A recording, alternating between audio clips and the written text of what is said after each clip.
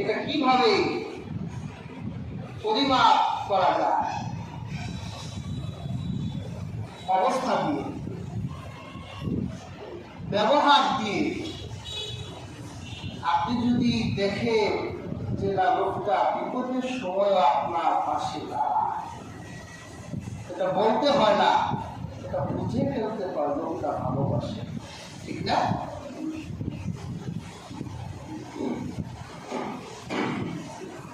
আমরাও তো আল্লাহকে ভালোবাসি, এটা আমরা দাবি করি যে আমরা আল্লাহকে ভালোবাসি। পরীক্ষা করবেন কি দিয়ে? গোষ্ঠী পাথর কি আল্লাহকে ভালোবাসা? যে আপনার ভালোবাসাটা আসল নাকি নেকি, এটা নির্ণয়ের জন্য একটা গোষ্ঠী পাথর দরকার আছে না?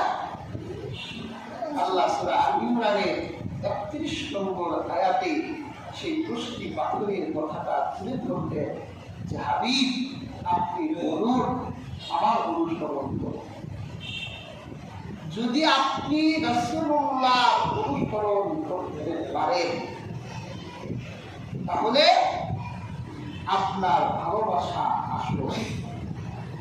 আর যদি আপনি রাসূলুল্লাহকে অনুসরণ করতে না পারেন, আপনার ভালোবাসা নেকি নকল। যদি মুখ দিয়ে আপনি হাজার বারো দাবি করে যে আমি আল্লাহকে ভালোবাসি, মুহাম্মদ সাল্লাল্লাহু আলাইহি ওয়াসাল্লামকে ভালোবাসি, আপনার এই ভালোবাসা গ্রহণযোগ্য হবে। রাসূলুল্লাহ একদিন মজলিসে বসা, খুব ইম্পর্টেন্ট কথা বলছে মজলিসে। হযরত আনাস এই হাদিসকে রাবি।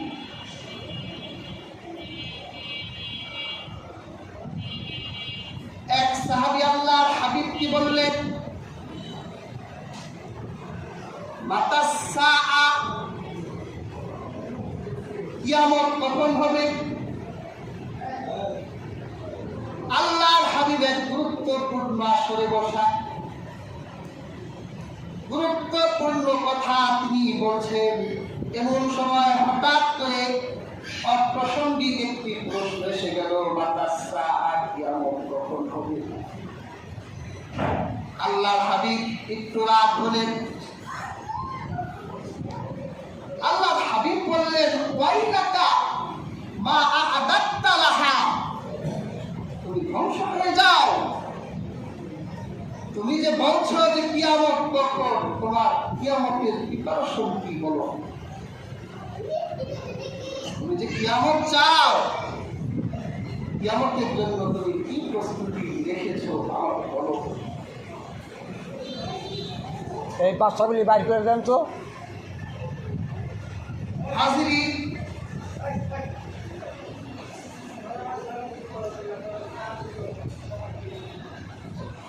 ওই সাহাবী বললেন, আন্নী উহিব্বুল্লাহ ওয়া রাসূলাহ, হে আল্লাহর রাসূল, আমি আল্লাহ এবং তার রাসূলের ভালোবাসা আমার এই হৃদয়ে জমা করে রেখেছি, এছাড়া আমার আর কোনো প্রস্তুতি নাই। কিয়ামতের জন্য আমার হৃদয়ে আছে আল্লাহ ও তার রাসূলের ভালোবাসা। এক মুহূর্তের ভিতরেই আল্লাহর হাবিবের রাগটা পানির মতো করে পানি হয়ে গেল, বরফের মতো করে রাসূলুল্লাহর রাগ পানি হয়ে গেল। আল্লাহর হাবিব বললেন, যদি তোমার হৃদয়ের ভিতরে আল্লাহ ও তার রাসূলের ভালোবাসা থাকে কিয়ামতকে ডিফেন্স করার জন্য, তাহলে এটাই তোমার জন্য যথেষ্ট।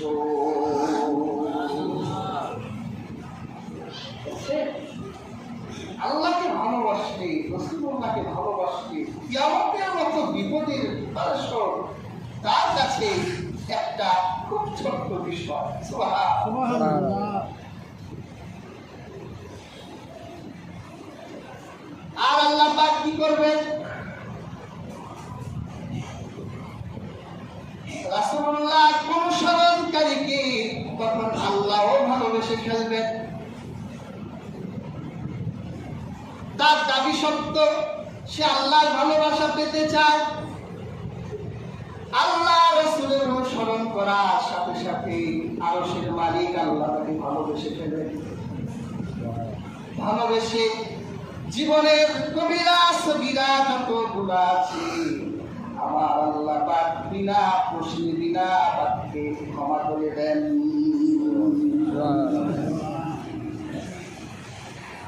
এবার নীরব নিবৃত্তি গোপন এক ঘরে রাতের বেলা আপনি বসুন,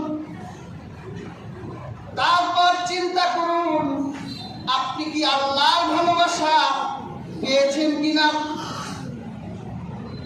আল্লাহর হাবিবের অনুসরণ আনুগত্য আপনার ভিতর কতটুকু আছে, ব্যক্তি জীবনে কতটুকু, সামাজিক জীবনে কতটুকু, রাষ্ট্রীয় জীবনে কতটুকু।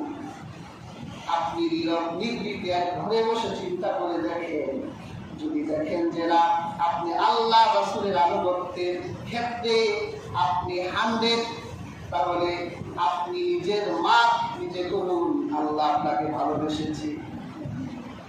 আর যদি সমস্যা থাকে, দুর্বলতা থাকে, তাহলে পরিশুদ্ধ করুন।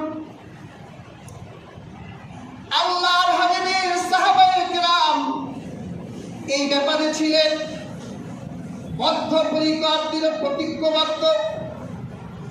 তাদের জীবনের একটাই লক্ষ্য ছিল যে তারা আল্লাহকে রাজি করবে, আল্লাহর ভালোবাসা হাসিল করবে আল্লাহ রাসূলের আনুগত্যের মধ্য দিয়ে। সেই জন্যই রাসূলুল্লাহ যখন নামাজে দাঁড়াতে আল্লাহর হাবিব একদিন বুখারীর বর্ণনা, তিনি নামাজের ভিতরে তার জুতাটা খুলে ফেললেন। পিছনে দাঁড়িয়ে থাকা সমস্ত সাহাবায়ে কেরাম নিজের জুতাগুলো খুলে নিলেন। আল্লাহ রাসূল নামাজের পরে জিজ্ঞেস করলেন, তোমরা জুতা খুলছো কেন? আনুগত্য দেখেন, অনুসরণ দেখেন, ইত্তেবা দেখেন। সাহাবায়ে কেরাম বললেন, ইয়া রাসূলুল্লাহ, ইয়া হাবিবাল্লাহ, আমরা দেখলাম আপনি নামাজে জুতা খুলেছেন, আমরাও খুলে ফেললাম। এই ছিল মহব্বত। একটা মানুষকে অনুসরণ করতে হলে তার মহব্বত পুরোপুরি লাগে। সাহাবায়ে কেরামের ভিতর ছিল আল্লাহ রাসূলের একটি সুন্নত তাদের হাত থেকে ছুটে যাওয়ার মানে ছিল তারা কনফিডেন্স হারিয়ে ফেলত, বেহেশতে প্রবেশ করতে পারবো কি পারবো না। হাদিস থেকে একটি ঘটনা শোনাই। আল্লাহর হাবিবের একজন সাহাবী ছিলেন সাদ সালামি। 8 মাস আগে ইসলাম গ্রহণ করেছে। আল্লাহ রাসূল দেখলেন মদিনার মসজিদে হযরত সাদ সালামির চোখ দিয়ে অঝরে পানি ঝরছে। আল্লাহর হাবিব জিজ্ঞেস করলেন, সাদ কাঁদো কেন? মা ইউবকিকা ইয়া সাদ, হে সাদ তুমি কান্না করছো কেন? সাদ বললেন, ইয়া রাসূলুল্লাহ, আমি কি আল্লাহর বেহেশতে প্রবেশ করতে পারবো না?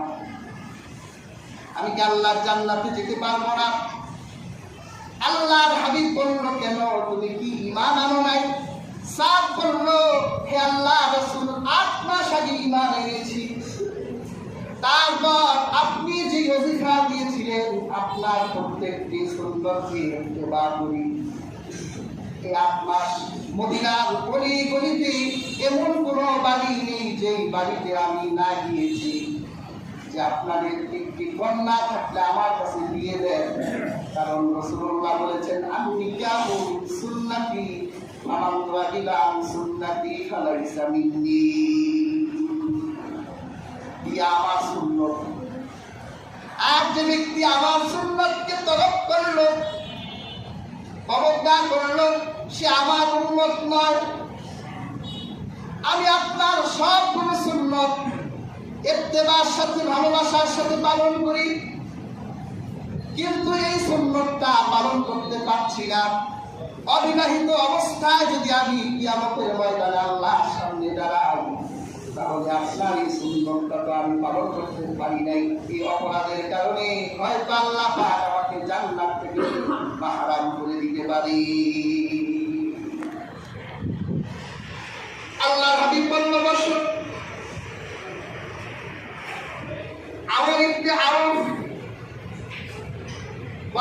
সাকিব গোত্রের নেতা, ধন সম্পদের অভাব নাই। তার ঘরে ছিল এক সুন্দরী রূপবতী গুণবতী এক মেয়ে। আল্লাহর হাবিব বলল, তুমি আমরের বাড়ি চেনো? সাহাবী বলল, হ্যাঁ আমরের বাড়ি চিনি। তুমি আমরের বাড়ি যাবে, ফাকরাউল বাব ফাসাল্লামা, তারপর তার ঘরে দরজায় তুমি টোকা দিবে, এরপর সালাম দিবে। সুবহানাল্লাহ। আল্লাহ হাবিব আদব শিক্ষা দিচ্ছেন, কারো ঘরের সামনে গিয়ে বেহায়ার মতো ঘরে ঢুকে পড়ো না, বরং তার দরজায় তুমি টোকা দাও, ফাসাল্লামা, তারপর সালাম দাও। এরপর দরজা খুললে তুমি বলবে, আল্লাহ হাবিব পাঠিয়েছেন আর তোমার মেয়ের সাথে রাসূলুল্লাহ আমার বিয়ে দিয়েছে। মেয়ে কার? আমরে বিয়ে দিয়েছে রাসূল। কি বলে আপনার মেয়ে যদি আমি মসজিদে বসে বিয়ে দিয়ে দেয়, এই অমুকের ছেলের সাথে অমুকের মেয়ে বিয়ে দিয়ে দেয়, ইমামতি করতে দিবে? লাঠি নিয়ে এই দিকটা ঢুকবে, আমি এই দিকটা ঢুকবো। কিন্তু রাসূলুল্লাহ এটা পারলেন কেমনে? কারণ তিনি ছিলেন সাবেক শরীয়তের প্রণেতা। আল্লাহ এই কথাটি তার রাসূলের কাছে দিয়েছেন। সুবহানাল্লাহ।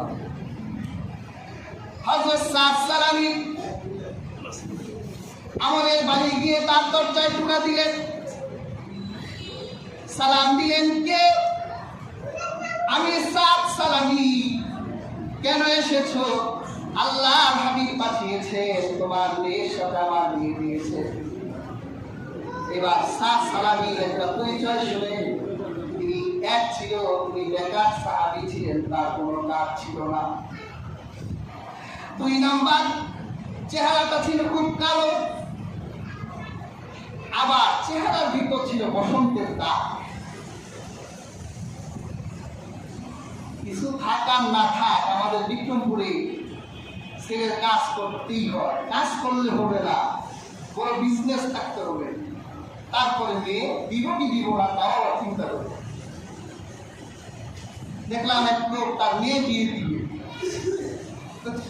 হঠাৎ আমাকে বড় কত খারাপের খারাপ। আমাদের বলল যে ছেলের কি আছে? তা আমি বললাম যে বাবা একটা বিল্ডিং আছে। কয় ভাই কয় বোন? হিসাব করলো কয়টা ফ্ল্যাট পাবে? না না, এই কয়টা ফ্ল্যাট হলে আমার মেয়ে দেওয়া যায়।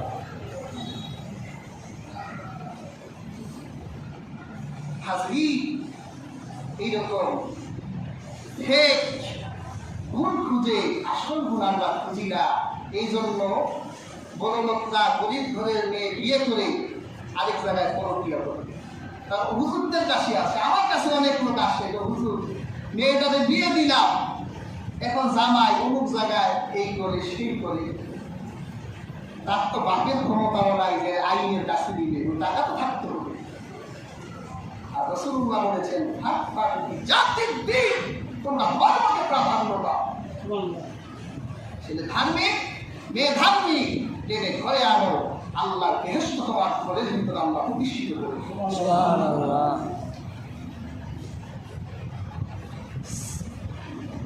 হযরত সাদ সালামীর কথা শুনে আমরের মেজাজটা খারাপ হয়ে গেল। কি? রাসূলুল্লাহ পাঠিয়েছে আমার মেয়েকে তোমার সাথে বিয়ে দিতে, একটু বেকার, চেহারা ভালো না, আর আমার মেয়ে এই ভর্তির সবচেয়ে সুন্দরী রূপবতী আর গুণবতী মেয়ে, তোমাকে দিব? ঘরের দরজা লাগাই দিচ্ছে।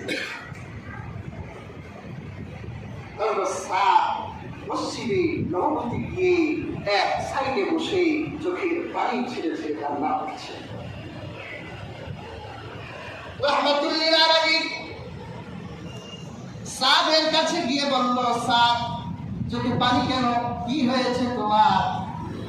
সাদ বলল, ইয়া রাসূলুল্লাহ, ঘরের দরজা বন্ধ করে দিয়েছে। আল্লাহ হাবিব বলল, সাদ কান্না করো না, কিয়ামতের দিন আমি আল্লাহর সামনে দাঁড়াবো। আমার সাদ একটা সুন্নত পালন করতে পারে নাই, আমার আল্লাহ একটা সুন্নতের জন্য তোমাকে করবে না। ঘরের ভিতরে সাদের আমরের মেয়েটা কান পেতে সব শুনল। ভালো মেয়েরা একটু আকৃতি শুনে, আর পচা মেয়েরা একবার সামনে এসে দাঁত ভেটকাইয়া হাসি। ঠিকই আছে, আমার পছন্দ হয়েছে। বলল বাবা কে এসেছিল? আমার বলল সাত সালাকি এসেছিল। কেন এসেছিল?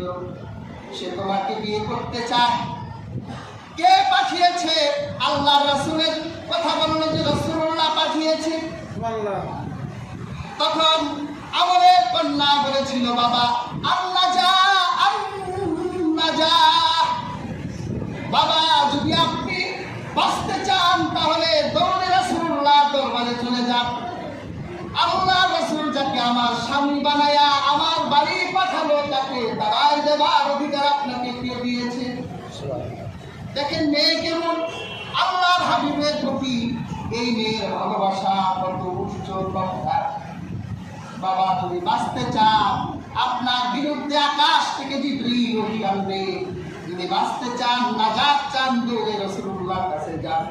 আর আমার স্বামীকে আমার ঘরে পাঠিয়ে দেন, আমি বাসর সজ্জা তৈরি করছি। হযরত আমর এক মুহূর্ত দেরি করলেন না, কান্না করতে করতে রাহমাতুল লিল আলামিনের দরবারে চলে গেলেন। গিয়ে নিজের ভুল স্বীকার করলেন আর বললেন হে আল্লাহর রাসূল, আমার মেয়ের জামাইকে বাড়ি পাঠিয়ে দেন। ঘরের ভিতরে বাসর ফুল সজ্জা সাজানো হচ্ছে, তাকে দ্রুতই পাঠিয়ে দেন। আল্লাহর হাবিব আমরের চেহারার দিকে তাকায় দেখলেন, আমরের মুখের ভিতরে জান্নাতের হাসি ফুটে উঠেছে। সুবহানাল্লাহ। রাসূলুল্লাহ বলল সাত মহরানা দাও। বেকারের কাছে মহরানা আছে? আল্লাহর হাবিব আমার তো কোনো মহরানা নাই। এক বর্ণনায় 400 দিরহাম, আরেক বর্ণনায় 600 দিরহাম, প্রায় 2-2.5 লক্ষ টাকার বেশি। একটা বেকারের কাছে 2-2.5 লক্ষ টাকা মহরানা রাসূলুল্লাহ চাইলেন। সাহাবী বলল হে আল্লাহর রাসূল, আমার কাছে এত মহরানা নেই। আল্লাহ রাসূল 3 জন সাহাবীর নাম বললেন, যাও আব্দুর রহমান বিন আউফের কাছে যাও, উসমানের কাছে যাও, আলীর কাছে যাও, গিয়ে বলো রাসূলুল্লাহ 200 করে মোহর দিতে বলেছেন। যখন আল্লাহর হাবিবের নাম বলল, ফাআতাহু ওয়া যাদাহু, সাহাবারা 200 তো দিলেন, আল্লাহর হাবিবের নাম বলার কারণে আরো বাড়াই দিলেন। সুবহানাল্লাহ। 600 বেশি মহরানা তার হাতে। চিন্তা করলো এই সাকিব গোত্রের সবচেয়ে সুন্দরী মেয়েটিকে বিয়ে করেছি, এই মেয়েটার জন্য কিছু না নিয়ে গেলে কি হয়? এর যে মদিনার বাজারে গিয়ে চোখ ধাঁধানোর কিছু সাজসজ্জা কিনে দিয়ে যাই, খুশি হয়ে যাবে। মদিনার বাজারে গিয়ে এই মেয়েটার জন্য অতিরিক্ত মোহর দিয়ে সাজসজ্জা কিনবেন। এমন সময় মদিনার বাজারে কে যেন দৌড়াইয়া যাচ্ছে আর বলছে আল্লাহ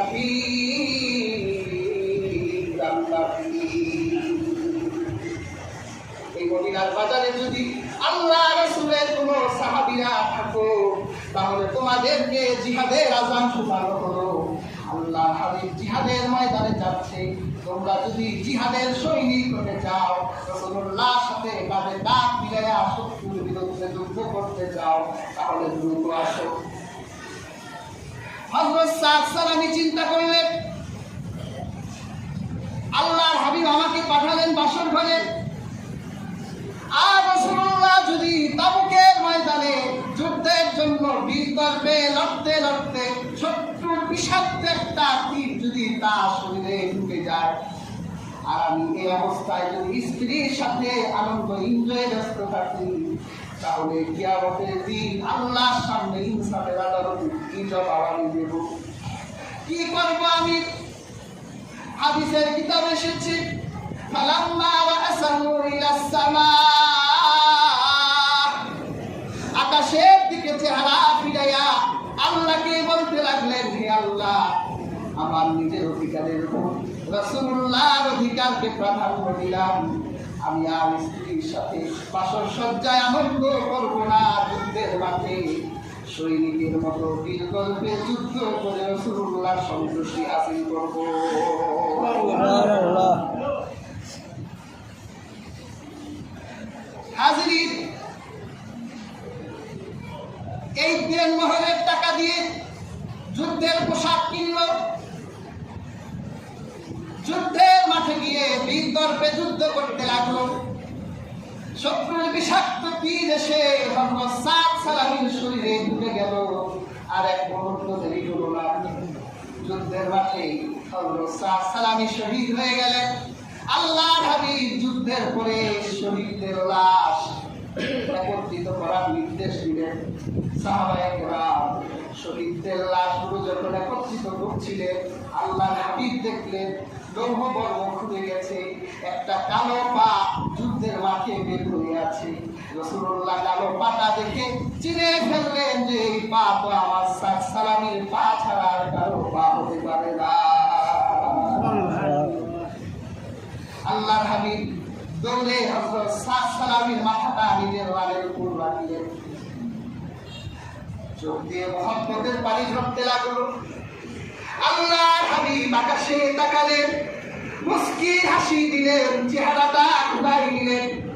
হাদিসের রাবী আবু লুবাবা বলেন, আমি আল্লাহর রাসূলকে জিজ্ঞাসা করলাম, হে আল্লাহর রাসূল, আকাশে তাকালেন, চোখ দিয়ে পানি ঝরছিল, হঠাৎ করে আপনার এই বেদনাক্ত চোখের ভিতরে জান্নাতের হাসি ফুটে উঠল। তারপর চেহারা ঘুরাই দিলেন, কারণটা কি?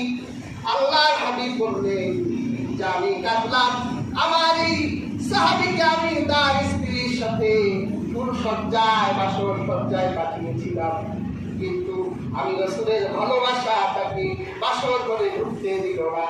যুদ্ধের মাঠে এসে আমি রাসূলুল্লাহর জন্য শাহাদাতের সুরা পান করলো। এই জন্য আমার চোখ দিয়ে পানি ঝরল। যাও যাও, আমর বিন আউফকে গিয়ে বলো তার মেয়ের চেয়েও আরো সুন্দরী কন্যার সাথে আল্লাহ তার বিয়ের ব্যবস্থা করছে। সুবহানাল্লাহ।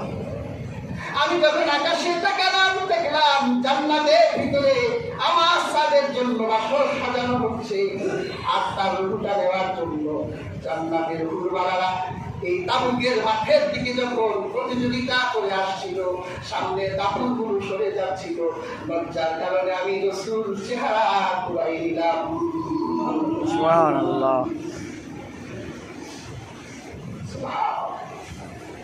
এই যে ছিল সাহাবায়ে কেরামের